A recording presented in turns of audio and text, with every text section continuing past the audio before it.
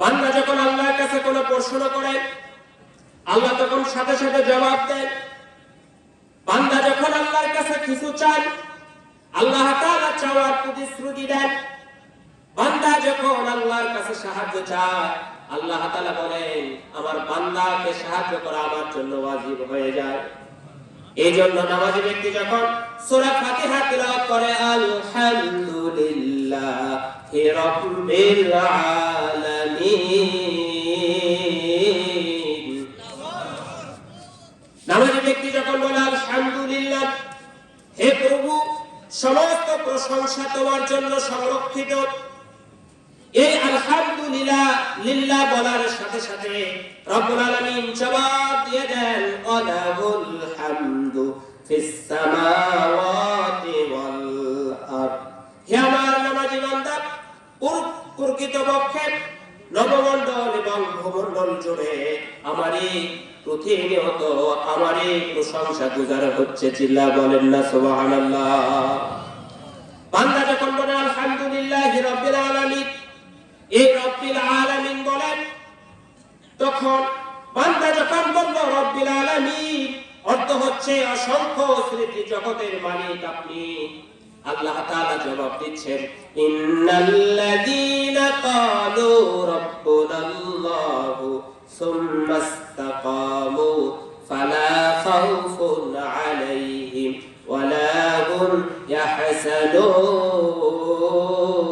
ইয়াহসানুন। আল্লাহ তাআলা জবাব দিচ্ছেন নিশ্চয় যারা আমি আল্লাহ আমাকে রব বলে স্বীকার করে এবং এই কথার উপরে ইস্তেকামাত থাকে। ইস্তেকামাত থাকা মানে হলো অটল থাকা, অরব থাকা। ইসলামের পথে একবার আসার পরে যত হাজারো ঝড় তুফান আসুক না কেন, এমনকি ফাঁসির কাষ্ঠেও যদি চলতে হয়, এরপরও কোনো বান্দা আল্লাহ তাআলাকে ছাড়া অন্য কারো বিধান মানতে পারে না। ঠিক কিনা বলে? একে বলা হয় ইস্তেকামাত থাকা। আল্লাহ তাআলা বলছেন যে সমস্ত ব্যক্তিরা আমাকে রব বলে স্বীকার করে এবং এই কথার উপরে ইস্তেকামাত থাকে, ফালা খাউফুন আলাইহিম ওয়ালা হুম ইয়াহজানুন, তাদের কোনো ভয় নাই, তাদের কোনো চিন্তাও নাই। চিল্লা বলেন না সুবহানাল্লাহ। ও রংপুরবাসী, আল্লাহ তাআলার সাথে কথা বলতে ইচ্ছে হয়, ইচ্ছে হয়, তাহলে নামাজ কয়েকটা পড়ি আমরা। অনেকেই জুমার পরে পড়ে, জুমার পরে ঠিক কিনা বলেন? শুকর আলী মুসল্লি। কি মুসল্লি? শুকর আলী মুসল্লি। আবার রমজান আসলে পড়ে, রমজান চলে গেলে পড়ে না, তাদেরকে বলা হয় রমজান আলী মুসল্লি। এই রমজান আলী আর শুকর আলী মুসল্লি হওয়া যাবে না। আল্লাহ তাআলার সাথে যদি কথোপকথন করতে চান, মেরাজ সংগঠিত করতে চান, তাহলে দৈনিক 5 ওয়াক্ত নামাজ জামাতের সহিত আদায় করতে হবে। ঠিক কিনা বলে? এরপরে বান্দা যখন দ্বিতীয় আয়াত পড়ে আর রহমানির রহিম, বান্দা বলল আর রহমান পরম দয়ালু আপনি। রব্বুল আলামিন সাথে সাথে উত্তর দিচ্ছেন ওয়াসিআত রহমাতি কুল্লা শাই, আমার রহমত সমগ্র সৃষ্টি জগতে পরিব্যাপ্ত করে নিয়েছে। অর্থাৎ আমি এমন রহমান, আমার এই রহমত ব্যতীত সমগ্র পৃথিবীর কোন অস্তিত্ব থাকতে পারে না। বান্দা যখন বললেন আর রহমানির রহিম, আর রহিম পরম করুণাময়, আল্লাহ রাব্বুল আলামিন সাথে সাথে জবাব দিচ্ছেন। কত সুন্দর করে জবাব দিচ্ছেন। যখন বান্দা বলল আর রহিম, আপনি পরম করুণাময়, আল্লাহ রাব্বুল আলামিন জবাব দিচ্ছেন ওয়া কানা হাক্কান আলাইনা নাসরুল মুমিনিন, আমি মুমিনদের জন্য পরম করুণাময়। চিল্লা বলেন না সুবহানাল্লাহ। তাহলে আল্লাহ তাআলার জবাব শুনে আমাদের মনে হচ্ছে যারা নামাজ পড়ে তারা মুমিন। তারা কি বলে?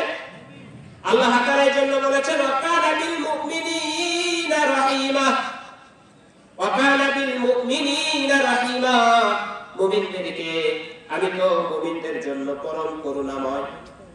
এইভাবে বান্দা যখন বললেন মালিকি ইয়াউমিদ্দিন, তুমি বিচার দিবসের মালিক, আল্লাহ তাআলা তখন তখন খুশি হয়ে যান। আল্লাহ তাআলা বললেন ওমা আদরাকা মা ইয়াউমুদ্দিন সুম্মা মা আদরাকা মা ইয়াউমুদ্দিন ইয়াউমা লা তামলিকু নাফসুন লিনাফসিন শাইআ ওয়াল আমরু ইয়াউমা ইযিন লিল্লাহ। আল্লাহু আকবার। আল্লাহ বলছেন বিচার দিবসটি কেমন, তা কি করে বুঝায়? আবার বলছেন অতঃপর বিচারের দিবসটি কেমন হবে তা কি করে বুঝায়? সেদিন আত্মরক্ষার জন্য কারো কোনো কিছু গ্রহণ করা হবে না। সমগ্র ব্যাপারটি নিরঙ্কুশ ভাবে আমি আল্লাহ তাআলা আমার ইখতিয়ারভুক্ত থাকবে। চিল্লায় বলেন না সুবহানাল্লাহ। আল্লাহ তাআলা যখন তার জবাব দিলেন, পরকাল সম্পর্কে ভয়াবহ অবস্থার কথা জানালেন, বান্দা এবার এই বিচার দিবসের কথা যখন বান্দা শুনলেন, তার অন্তরটা নরম হয়ে গেল, ভয়ে প্রকম্পিত হতে লাগলো। তখন বান্দা বললেন, ইয়্যাকা না'বুদু ওয়া ইয়্যাকা নাস্তাঈন। হে আল্লাহ, আমরা কেবল তোমার ইবাদত করি এবং কেবল একমাত্র তোমার কাছে সাহায্য প্রার্থনা করি।